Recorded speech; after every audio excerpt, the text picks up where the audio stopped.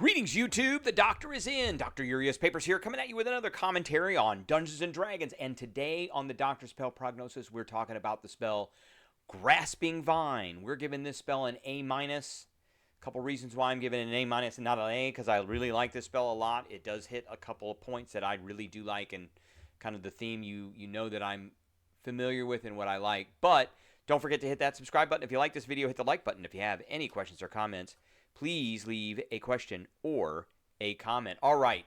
Grasping Vine is a 4th level spell usable by druids, rangers, and nature domain clerics. So not a wide choice of classes that can use this spell. It's one of the reasons why I'm not giving it a straight up A. The other reason is it is a concentration spell.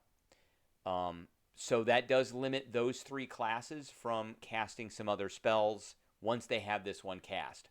So it is a bonus action to cast this spell, which is fantastic.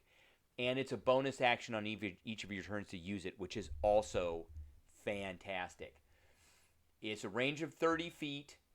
Not a great range, but once you stick it out there, it has a reach of 30 feet, so it's pretty good. Verbal Somatic, it lasts for a minute, so it lasts forever. You absolutely want to concentrate on this spell, and it is a dex save. So you conjure a vine that sprouts from the ground in an unoccupied space of your choice you can see within range. When you cast the spell, you can direct the vine to lash out at a creature within 30 feet of it that you can see. That creature must succeed on a dex saving throw or be pulled 20 feet directly toward the vine. I love movement. And I really love basically free forced movement. So that is essentially what this is. Now the last sentence is, until the spell ends, you can direct the vine to lash out at the same creature or another creature as a bonus action on each of your turns. So this spell does require a little bit of coordination with the other members of your party if you are a player. If you are a DM, I would have a creature that can cast the spell, and I would have another creature that can cast some other or use other kinds of effects. So if you are a player and you are casting this spell, you need to kind of ask your other party members what spells they have, particularly what area of effect spells they have. Because this one can be cast in the middle. It has no hit points. It can be destroyed. So essentially it's there. It can be in the middle of it, and you can grab something you can see. So you put it in an unoccupied space of your choice that you can see within range. When you cast a spell, you can direct the vine to lash out at a creature that you can see. So once the vine is down, you just need to be able to see the creature. You don't need to be able to see the vine. But you do need to be able to see the point where you're going to put the vine when you put it down. So you need to coordinate that with your party members. So I've picked up on 4 different spells, but there are dozens of other ones that this applies to. But this, I just want to illustrate the concept. So the concept is this spell goes down and one of your other party members drops an area of effect on top of it. Or you drop this spell in the middle of an area of effect spell so that that's one that you can see. And then once it's down, you can start dragging creatures back in that have just gotten out of these area effect spells, and they can.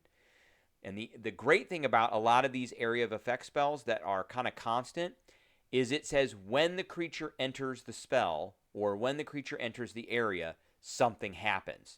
So. And then a lot of them also say when it starts its turn, something happens. So it's going to be in a bad place. It's going to start its turn. It's going to take some negative effect. It's going to try and get out. Let's say it gets out. It gets out, and then the Grasping Vine gets it on a different turn, on your turn, because it's a bonus action, and you drag it back in. It's going to enter that again. And it's going to get that effect, and then it's going to start its turn, and it's going to get the effect again. So that's the great thing. Okay, so first spell I want to talk about is Nather's Mischief. So we've gone over this spell before. It's a 20-foot cube.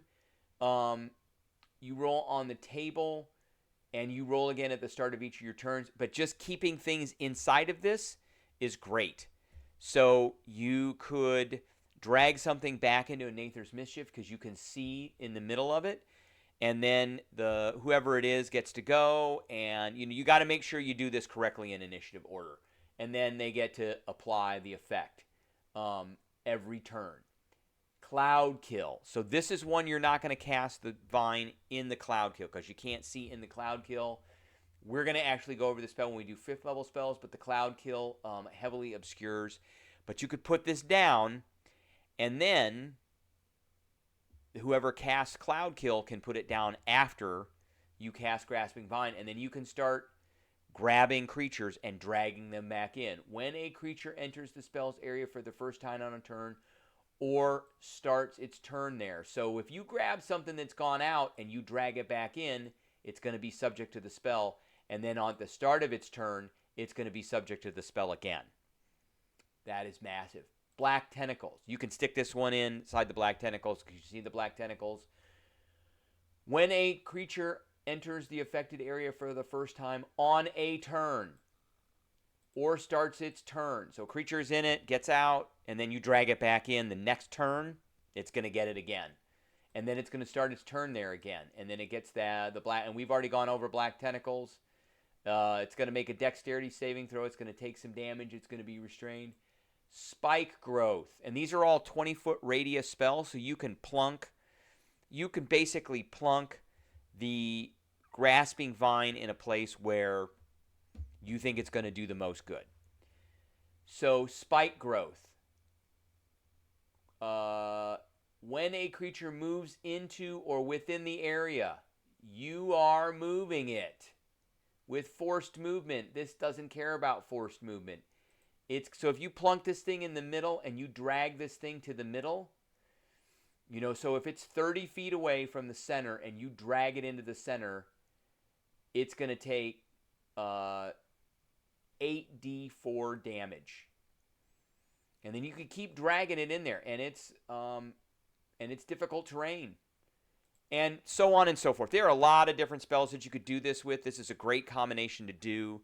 But you got to coordinate with your group. That's really what you got to do. Because once you plunk this spell down, you're not going to plunk any. Because you'll notice Nather's Mischief is concentration. Cloud Kill is concentration. Black Tentacles is concentration. Spike Growth is concentration. So once you plunk this down, you are essentially concentrating on this. And somebody else is concentrating on itself. But it's a good combo to tag team on.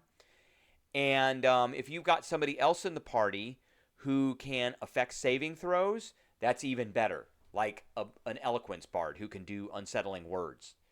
That's even great because then you can start affecting saving throws. Or a Portent from a Divination Wizard who can replace a saving throw. That's very powerful too. All right, that's what I got for everybody today. I appreciate everybody tuning in, and I will catch everybody later.